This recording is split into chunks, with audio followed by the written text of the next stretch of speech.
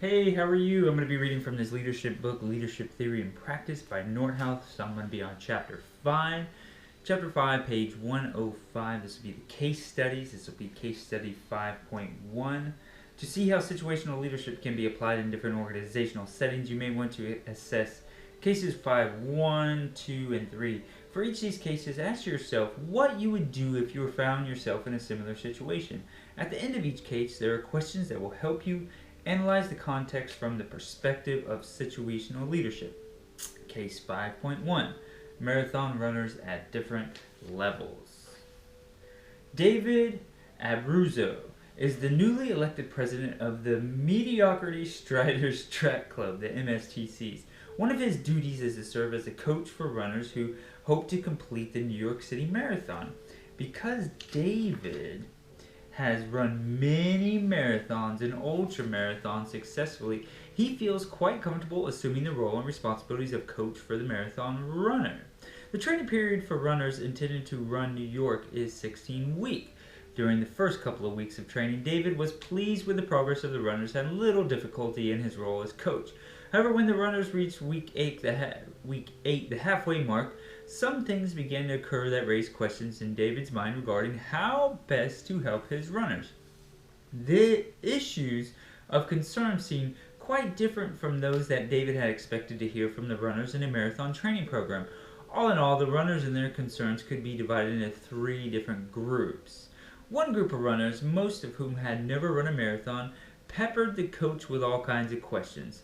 They were very concerned about how to do the marathon and whether they had the ability to complete such a challenging event successfully. They asked questions about how far to run in training, what to eat, how much to drink, and what kind of shoes to wear. One runner wanted to know what to eat the night before the marathon, and another wanted to know whether it was likely that he would pass out when he crossed the finish line. For David, the questions were never-ending and rather basic. He wanted to treat the runners like informed adults, but they seemed to be acting immature and rather childish. The second group of runners, all whom had finished the New York City Marathon in previous year, seemed most concerned about the effects of training on their running. For example, they wanted to know precisely how their per-week running mileage related to their possible marathon finishing time. Would running long practice runs help them through the wall at the 20-mile mark? Would taking a rest day during training actually help their overall conditioning? Basically, the runners in this group seemed to want assurances from David that they were training in the right way for New York. For David, talking to this group was easy because he enjoyed giving them encouragement and motivational pep talks. The third group was made up of seasoned runners, most of whom had run several marathons and many who had finished in the top 10 of their respective age divisions. Sometimes they complained of feeling flat and acted a bit moody and down about training. Even though they had confidence in their ability to compete and finish well, they lacked an element of excitement about running a New York event. The occasional questions they raised usually concerned such things as whether their overall training strategy was appropriate or whether their training would help them in other races besides the New York City Marathon. Because of his running experience, David liked to offer running tips to this group. However, when he did, he felt like the runners ignored and discounted his suggestions. He was concerned that they might not appreciate him or his coaching.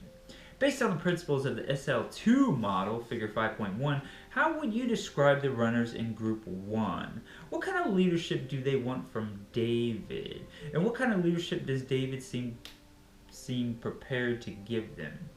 How would you describe the fit between the runners in group 2 and David's coaching style? Discuss. The experienced runners in group 3 appeared to be a challenge to David. Using SL2, Situational Leadership 2 model, explain why David appears ineffective with this group. If you were helping David with his coaching, how would you describe his strengths and weaknesses? What suggestions would you make to him about how to improve? So that is case study 5.1. Cool. All right. That is case study 5.1 finishing. That's page 105 and 106 to the questions on 107. Cool. See you. Bye.